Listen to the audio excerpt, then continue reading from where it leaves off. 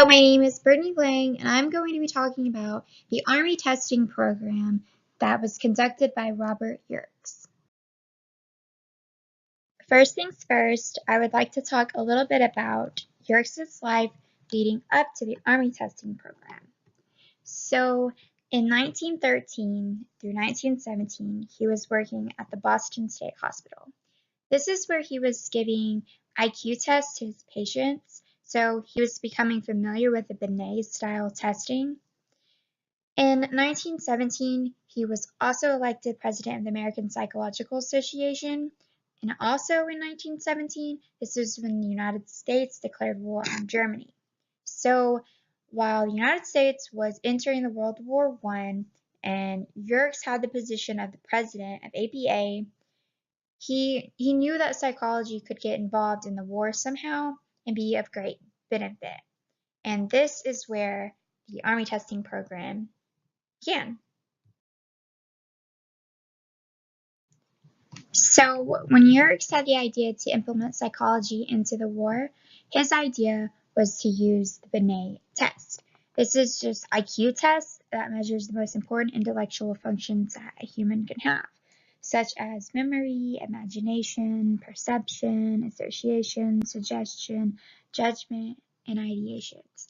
And with the Binet test, they had two goals in mind.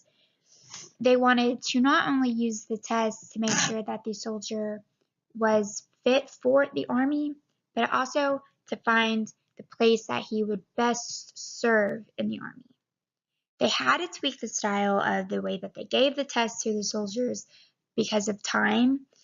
The test style was it was a one-on-one conduction, so they had to change it to where it was given to groups instead of one-on-one. At the end of the war, Yerkes and his team had tested almost 1,800,000 soldiers. When Yerkes went to start his testing on all these soldiers, he did have a couple obstacles that he had to go through. Not all of the soldiers that he was conducting his tests on could read or write. So this is where he had to create the Army Alpha test and the Army Beta test. The Army Alpha test was for the soldiers that could read and write, and the Army Beta tests were for the ones that couldn't. The Army Alpha had 8 different tests, and the Army Beta had 7. They both took about a little under an hour to complete. And what I thought was interesting was before they took the test, like they weren't given instructions on why they were taking it. And on this slide, here is an example of one of the tests that they had to do. So in this specific test, they were given this sheet of paper and they were told to complete the drawings. So like on number 2, the lady's missing an eye. Number 1, the drawing's missing a mouth. Number 14, one cat has a shadow and the other one doesn't. So what they would do is they would have to draw in, they would have to complete the drawing. So they would have to draw in what was missing. Despite Yerkes and his team's hard work, the war ended before they could even use the results from the test in the most effective way that they had in mind. Some really liked the test and some others they didn't, and they wouldn't even use the testing results that they were given.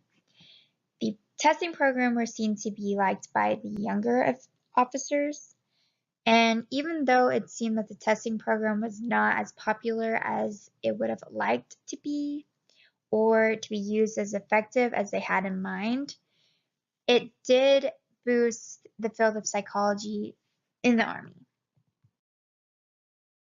Psychology in the military is now booming. People are very interested in knowing what psychological skills are important to have while in the military.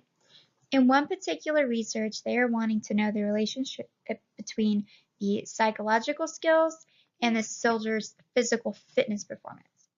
Lots of evidence suggests that athletes have great psychological skills, such as high level of commitment, high levels of self-confidence, lower levels of anxiety, and many, many more.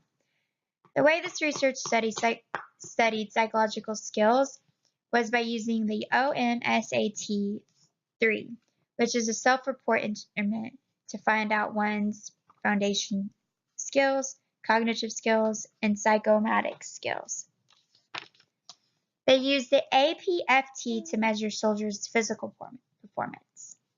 So nowadays, there are numerous studies being conducted using numerous testing styles.